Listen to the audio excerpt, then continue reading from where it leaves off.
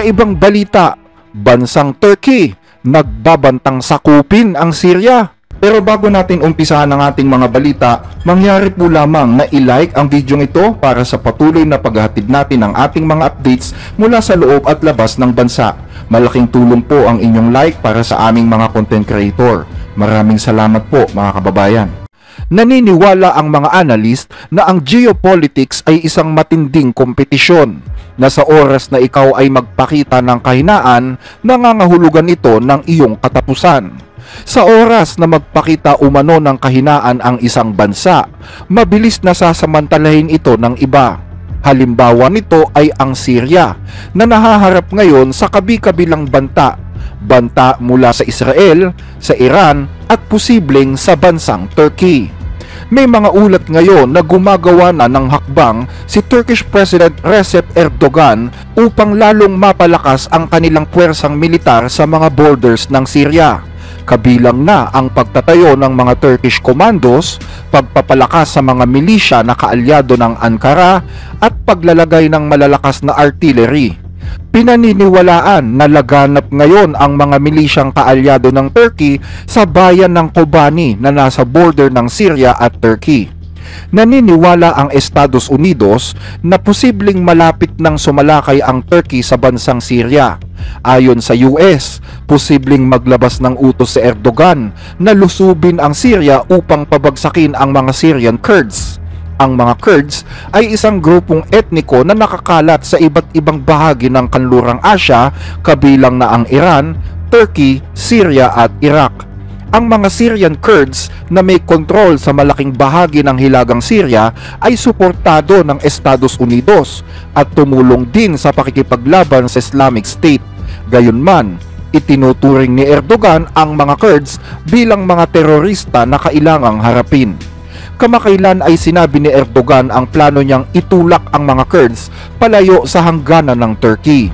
Binanggit din niya ang ideya ng paglikha ng isang buffer zone o isang neutral na lugar sa pagitan ng Turkey at Syria. Pero ngayon na nagpapalakas ng puwersa ang Turkey sa lugar, lumalaki rin ang pangamba ng posibleng pananakop ng Turkey. Ngayong araw ay nakipagpulong si Erdogan sa mga opisyal ng European Union. Pero hindi siya nagbigay dito ng malinaw na detalye tungkol sa kanyang mga plano. Gayunpaman, muling iginiit niya na hindi niya papayagang lumakas ang mga grupong itinuturing niyang terorista sa Syria. The fight against Islamic State and the Kurdistan Workers' Party militants and its extensions top the list of issues we discussed in our talks. Turkey is the only country that defeated both terrorist organizations on the ground. It is the only NATO member to do so. We will certainly not allow these organizations to grow. Dahil dito, labis ngayon ang pangamba ng mga Kurds.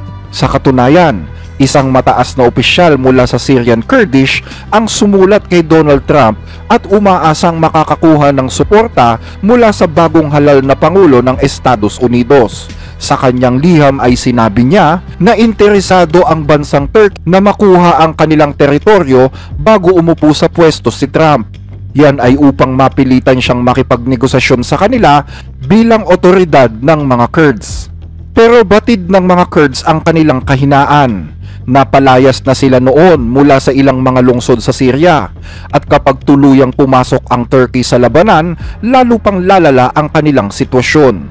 Dahil dito, umaasa ang mga Kurds na makakakuha sila ng tulong sa Estados Unidos. Ang tanong lamang ngayon ay kung tutulungan ba sila ni Trump. Kung pagbabasihan umano ang kasaysayan, hindi ito posibleng mangyari. Matatandaan na noong taong 2019, nag-utos si Donald Trump na alisin na ang mga puwersang Amerikano sa hilagang bahagi ng Syria, kung saan hindi siya tumulong sa mga Kurds habang nanganganib ang mga ito sa opensiba ng bansang Turkey. Nang mga panahong yon, nabigla ang mga Kurds sa naging desisyon ni Trump at inakusahan ang Estados Unidos ng pagtataksil matapos ang maraming taong pakikipaglaban ng magkasama. Ngayon ay hindi pa malinaw kung uulitin ba ni Trump ang dati niyang ginawa. Gayunpaman, nagbigay siya ng pahayag noong Lunes at sinabing ang Turkey ay may mahalagang papel sa kinabukasan ng Syria. There's a lot of there's a lot of indefinites. Nobody knows what's going to happen to Syria. But I think Turkey is going to hold the key to Syria, actually. I don't think you've heard that from anybody else, but I've been pretty good at predicting. Ano ang ibig niyang sabihin dito? Ito ba ay isang positibong mensahe o isang babala kay Erdogan? Gaya ng dati ay hindi nagbigay si Trump ng karagdagang paliwanag ukol dito. Ngunit sa kabuuan ay tila hindi ito magandang balita para sa mga Kurds. Sa kasalukuyan ay hindi na sapat ang impluensya ni Biden para magpatupad ng batas at ang papalit sa kanya ay isang presidenteng hindi nangangako ng suporta sa mga Kurds. Dagdag pa rito ang banta na nakaamba mula sa Turkey. Ano naman kaya ang masasabi ng bagong liderato sa Syria tungkol sa mga bagay na ito? May mga ulat na nais ng rebelding grupong Hayat Tahrir Sham na bumuo ng isang inklusibong gobyerno na kikilala sa mga maliliit na grupo ng lipunan. Pero ano nga ba ang nasasabi nila sa plano ng Turkey? As for the Kurds, they are one of the components of the Syrian people, and we are very keen that this group has its rights protected. The social fabric in Syria is a source of strength and not weakness. But we affirm that we don't any part of Syria to be separated. Naniniwala ang mga analyst na may dalawang mahalagang bagay na dapat isaalang-alang dito. Una, nais ng mga rebelde na isama ang mga Kurds sa Syria. Pangalawa, hindi sila pabor sa autonomiya ng mga Kurds. Nais nila ng nagkakaisang bansa sa ilalim ng isang rehimen sa Damascus.